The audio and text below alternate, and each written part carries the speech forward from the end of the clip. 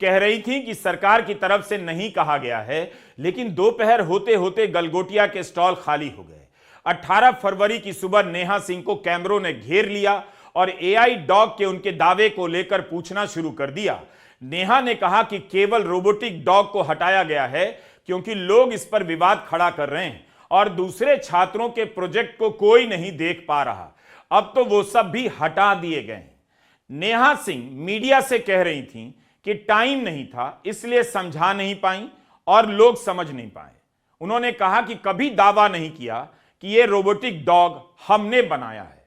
दूरदर्शन के संवाददाता से नेहा ने जो कहा है उसे वे फिर से सुन सकती हैं, आप भी सुनिए। उस इंटरव्यू में नेहा सिंह साफ साफ कह रही हैं कि यह ओरायन है, आपको ओरियन से मिलना चाहिए। इसे गलगोटिया यूनिवर्सिटी के सेंटर ऑफ एक्सेलेंस के द्वारा विकसित किया गया है। अब प्रोफेसर नेहा सिंह कह रही हैं समय के अभाव के कारण समझा नहीं पाई।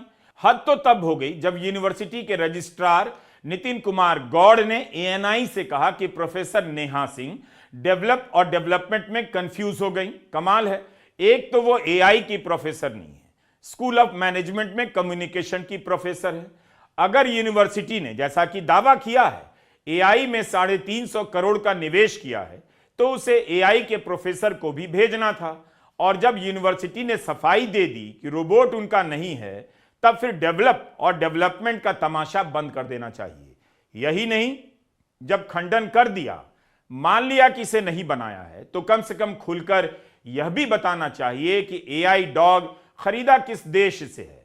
गलगोटिया ने प्रेस से कहा है कि अपने छात्रों को नई